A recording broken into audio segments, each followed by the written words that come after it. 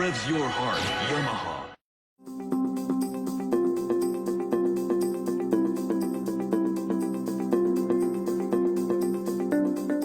Hi, Barry Thompson from Powerboat Magazine. Today in the final of our series on Know Your Boat, brought to you by Yamaha, we're looking at trimming.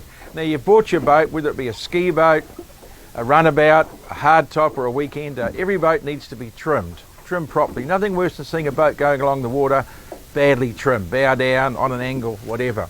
Trimming a boat's all about balance, and balance in a boat is simply done through a combination of trim tabs and engine trim.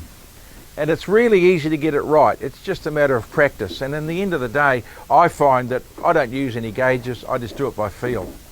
But before you go out, just a couple of hints. Make sure you got your bungs in.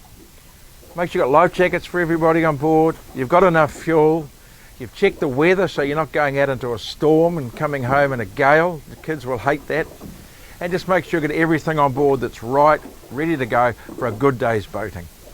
The whole thing about when you're driving a boat is getting it trimmed right. You've got to get the attitude right. My rule of thumb is I like to get my bow rail level with the horizon.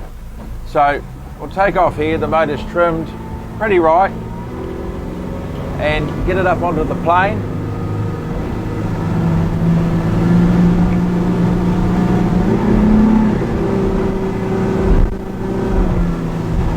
Now we can make the bow angle as good or as bad as we want by using the tabs. Most boats have got tabs on them. So I'm pushing the tab here now, and the boat's pulling over to one side. As you can see, and it's riding really badly here on the starboard side. Prick of a thing to drive, and if I trim it in, it gets even worse. So what you got to do is get rid of that bad attitude. So again, pull the bow around, get it level, trimming it down a bit, and just trying to get that horizon straight. Sometimes it's a bit of playing around, and a lot of these tabs on these boats these days are quite different. So each boat is a little bit of a learning curve, but you get to know your own boat and what you like and how you want to drive it. When you get on the boat, you're about to take off, everyone's ready to go out. It's all very well for me. I've got a steering wheel, I've got a seat and something to hang on to. I'm looking that way. I don't really know what the person behind me is doing, unless I turn around, of course. But you don't do this because you can imagine what's going to happen to your passengers. Someone's going to fall into the back of the boat like Doug did because he wasn't hanging on, or even worse, if they were just a little bit further aft, they might fall off the side and into the water. That's a whole new ball game. So trim your boat right to start with. I had it way trimmed out too far. So now we're going to take off. Boat's trimmed. I'm using the indicators here as a guide. I don't usually need the indicators. I find I just do it by the feel. And everyone's right. You're sitting down, Doug. Everyone's good. So we just take off gradually. You don't need to accelerate too fast. Get the boat up onto the plane.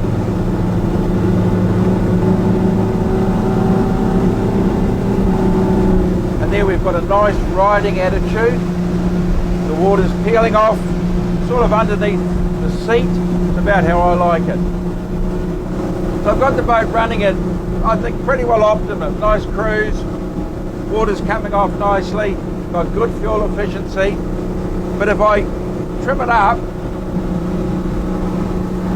now the bow's going up, it's not as easy to steer, very light, and my fuel efficiency's dropped because the motor's having to labour and work really hard. Bloody noisy too. Conversely, I'll trim it down. And by the way, the speed dropped too then. I've trimmed it hard in.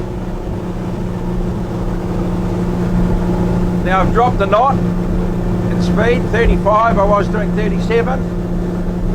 Water's peeling off way forward and it's really tight. It's almost like driving a car without power steering.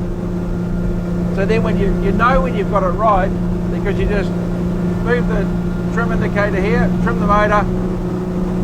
It's about half trim, gone back to 36 knots, and the boat's just feeling light.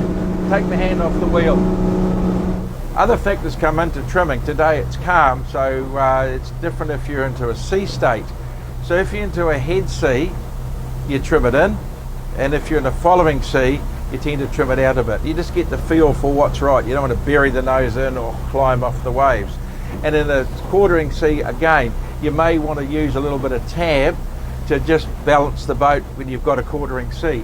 The other thing that alters the trim of the boat, it doesn't matter what boat it is, whether it's a big open runabout or a hardtop like this, is the movement of people. People are a balance in the boat.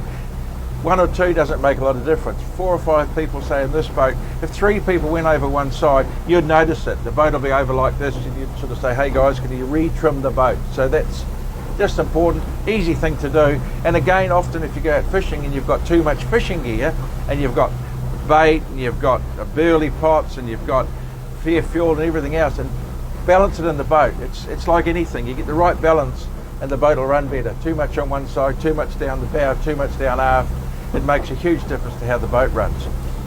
Well, I hope you enjoyed our Know Your Boat series brought to you by Yamaha.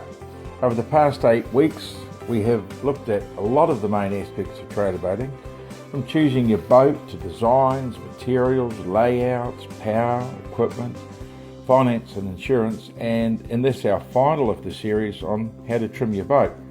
So I hope you've learnt something from our series and have many happy hours and safe boating ahead of you. Thanks for watching.